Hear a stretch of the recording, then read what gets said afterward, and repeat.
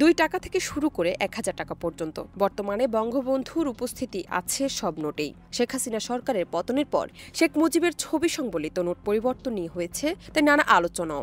এ বিষয়ে নেওয়া হয়েছে নতুন সিদ্ধান্ত। বাংলাদেশ ব্যাংক ও অর্থ মন্ত্রণালয়ে একাধিক সূত্রে জানা যায়, দেশে প্রচলিত সব ধরনের ব্যাংক নোট থেকে শেখ মুজিবুর রহমানের ছবি বাদ দেওয়া হতে পারে। ইতিমধ্যে অর্থ মন্ত্রণালয় সব ধরনের ব্যাংক নোটের নতুন ডিজাইন চেয়েছে।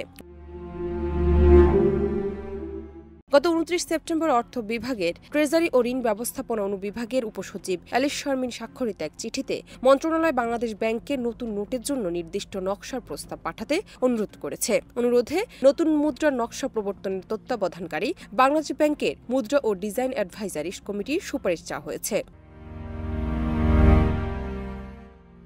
এই প্রবর্তনের মাধ্যমে শেখ হাসিনা সরকারের অধীনে প্রতিষ্ঠিত মুদ্রামান থেকে একটি উল্লেখযোগ্য পরিবর্তন দেখা যেতে পারে। জানা যায়, শেখ হাসিনা দেশ ছেড়ে যাওয়ার মাত্র 2 দিন আগে 500 ও 1000 টাকার ব্যাংক নোটে শেখ মুজিবের ছবি আরও বেশি স্পষ্ট করে ছাপাতে নতুন দুটি ডিজাইন এবং 20 টাকা ও 100 টাকা নোটের মুদ্রণ পদ্ধতি পরিবর্তন করতে বাংলাদেশ ব্যাংকে চিঠি দিয়েছিল অর্থ মন্ত্রণালয়। হাসিনা সরকারের পতনের পর বাংলাদেশ ব্যাংকে পাঠানো চিঠিতে সেই সিদ্ধান্ত স্থগিত করা হয়।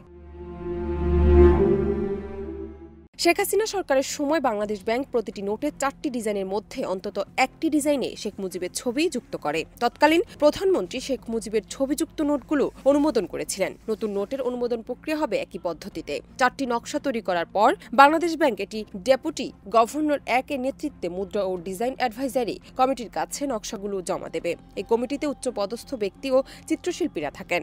অর্থ মন্ত্রণালয়ে জমা দেওয়ার আগে নকশাগুলো তারা পর্যালোচনা করবেন। ডেস্ক রিপোর্ট, দেশ রূপান্তর।